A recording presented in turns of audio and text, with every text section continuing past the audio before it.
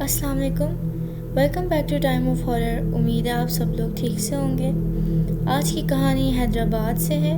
یہ کہانی ہمیں ذہین نے سنائی ہے، ان کی کزن جن کی امی پہ ایک ہندو جن آ گیا تھا جو شیطان کہلاتا ہے، اور ساتھ ہی ان کی چچی جن پہ ایک جنات کی حاضری بھی ہوئی تھی۔ انسان جیسے کچھ بلیورز بھی ہوتے ہیں اور نان بلیورز بھی ہوتے ہیں، معنی کہ جو اسلام پر یقین کرتے ہیں اور جو اسلام سے دور ہیں۔ اسی طرح جنات کا بھی یہی سلسلہ ہے، کچھ جنات جو اسلام کو مانتے ہیں اور کچھ جنات جو الگ راستے پہ چلتے ہیں۔ انسانوں کو اس دنیا پہ اللہ کی عبادت کرنے کے لیے بھیجا گیا ہے، اسی طرح جنات کے لیے بھی یہی چیز ہے۔ جیسے کہ ہمارے نبی حضرت محمد صلی اللہ علیہ وسلم ہمارے لیے اسلام کی دعوت لے کر آئے تھے، اسی طرح جنات کے لیے بھی لائے تھے۔ جیسے کچھ انسان جانتے ہوئے بھی غلط راستے پہ چل پڑتے ہیں، اسی طرح جنات بھی چل پڑتے ہیں۔ اس بات کا ذکر قرآن میں بھی ہے، سورہ الانعام میں آیت 130۔ جو جنات یقین کرتے ہیں ان کو جن کہا جاتا ہے، اور جو بلیو نہیں کرتے انہیں شیطان کہا جاتا ہے۔ جیسے کہ ابلیس ایک جن ہوا کرتا تھا، لیکن جب اس نے اللہ کا حکم نہ مان کر حضرت آدم علیہ السلام کو سجدہ کرنے سے منع کر دیا تھا، تو وہ ایک نان بلیور کہا جاتا ہے، جو ایک شیطان کہا جاتا ہے۔ ہماری آج کی کہانی میں بھی ان دونوں کا ذکر ہے، شیطان کا اور ایک جن کا۔ تو آئیے سنتے ہیں۔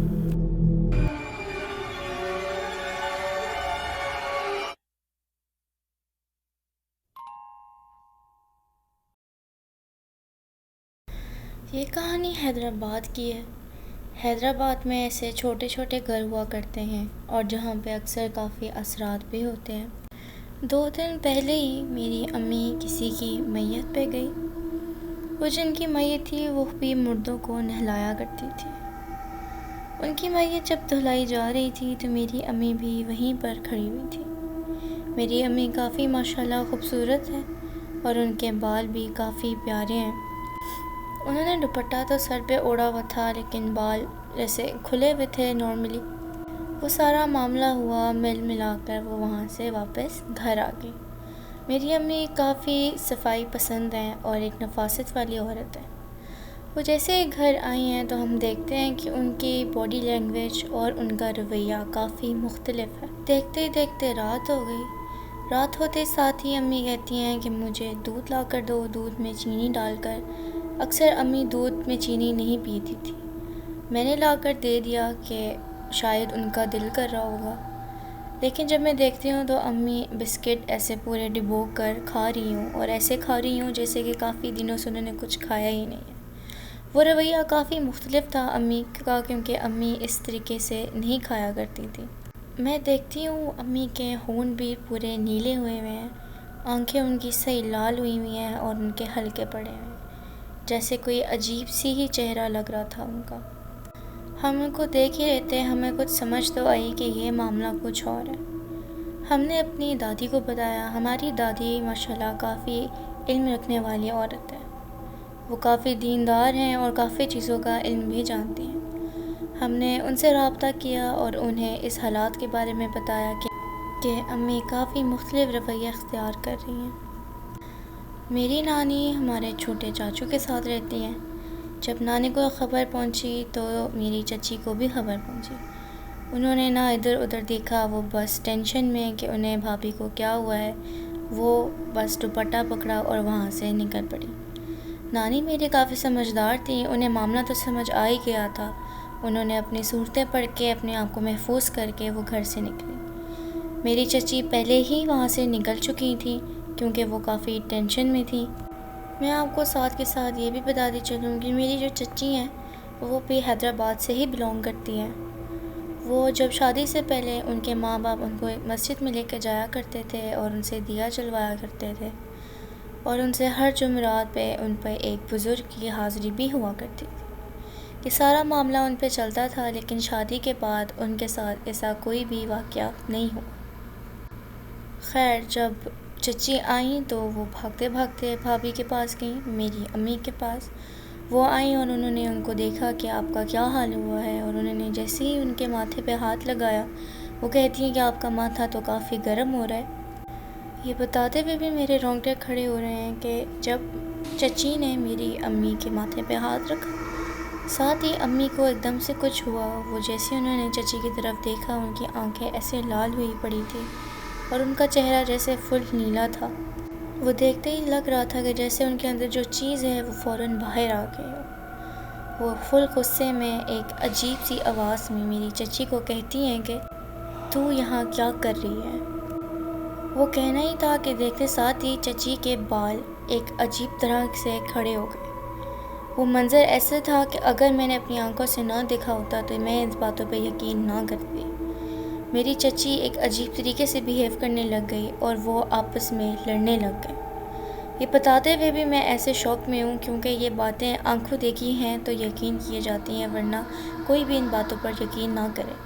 وہاں پر میری چچی کے بچے بھی موجود تھے جو کافی خوفزدہ ہو گئے تھے۔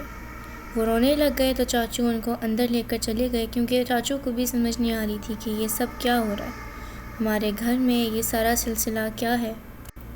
پھر جب نانی وہاں پر آئی، نانی نے سارا سلسلہ دیکھا جو ہو رہا ہے۔ نانی آئی، انہوں نے صورتیں پڑھی اور اپنا علم شروع کیا۔ وہ دیکھتے ساتھ ہی دونوں تھوڑا تحمل سے بیٹھ گئی، لیکن ان کا سانس ایسے پھول رہا تھا کہ جیسے کہ وہ کافی کوئی جنگ لڑ کر بیٹھی ہوں۔ میری نانی نے سب کو نارمل کیا اور چچی کو اپنے گھر واپس جانے کو کہا کیونکہ ان کے بچے بھی رو رہے تھے۔ چچی نے اپنے بچوں کو لیا اور وہ اپنے گھر کو نکل گئی۔ چچی بھی کافی پریشان تھی کیونکہ شادی کے بعد یہ حاضری کا سلسلہ بند ہو گیا تھا۔ وہ کافی پریشان تھی کہ میرے بچے بھی مجھ سے ڈر گئے ہیں اور نہ وہ میرے پاس آ رہے ہیں۔